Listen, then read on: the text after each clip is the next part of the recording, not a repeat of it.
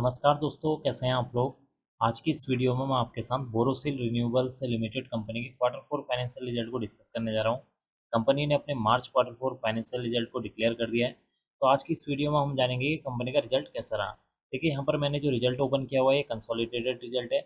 इस रिजल्ट में हमें 3 सेक्शन पर फोकस करना है। पहला है मार्च 2025 रिजल्ट, सेकंड है दिसंबर 2024 और थर्ड है मार्च 2024 रिजल्ट।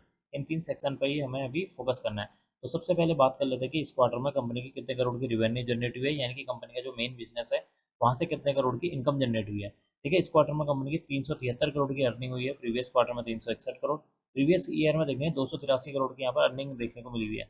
इसका मतलब कि कंपनी की जो रिवेन्यू है, अगर हम उसको year on year wise compare करते हैं तो कंपनी की रिवेन्यू में 31% की जंप देखने को मिल रही है, जो कि इसके लिए एक पॉजिटिव पॉइंट है।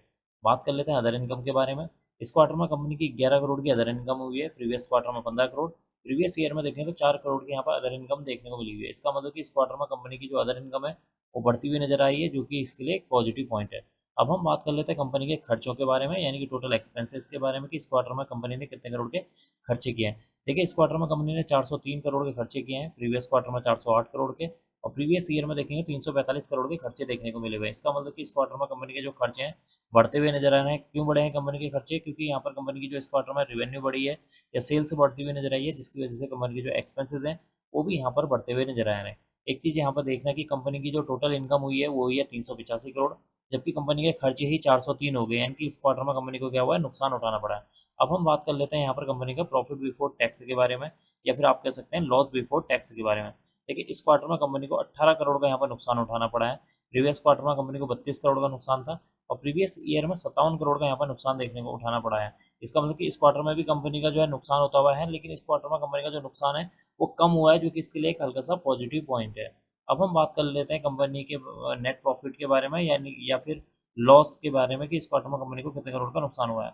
देखिए, इस क्वार्टर में कंपनी को करीब 29 करोड़ का नुकसान उठाना पड़ा है। प्रीवियस क्वार्टर में 30 करोड़ का नुकसान था, प्रीवियस ईयर में 53 करोड़ का नुकसान उठाया हुआ था कंपनी ने। यानी कि इस क्वार्टर में कंपनी का जो मुनाफा होने के बजाय नुकसान हुआ है, लेकिन जो नुकसान है प्रीवियस ईयर के मुकाबले कम हुआ है, जो कि इसके लिए एक हल्का सा पॉजिटिव पॉइंट है। एंड में डिस्कस कर लेते हैं कंपनी के ईपीएस के बारे में, कि इस क्वार्टर में कंपनी का ईपीएस कितना देखने को मिल रहा है। देखिए, इस क्वार्टर में कंपनी का ईपीएस 1 रुपये 53 पैसे है। प्रीवियस क्वार्टर में 2 रुपये 5 पैसे, प्रीवियस ईयर में 3 रुपये 68 पैसे देखने को मिला हुआ है। यहाँ पर जितने भी ईपीएस है ये सारे के सारे निगेटिव में है, यानी कि एक शेयर पर कंपनी को 1 रुपये 53 पैसे का नुकसान हुआ है। प्रीवियस क्वार्टर में देखेंगे तो 2 रुपये 5 पैसे का नुकसान हुआ था, प्रीवियस ईयर में 3 रुपये 68 पैसे का नुकसान हुआ था। इसका मतलब इस क्वार्टर में कंपनी का जो ईपीएस है वो भी सुधरते हुए नजर आया है, लेकिन इस क्वार्टर में भी कंपनी को फायदा होने के बजाय नुकसान देखने को मिला हुआ है।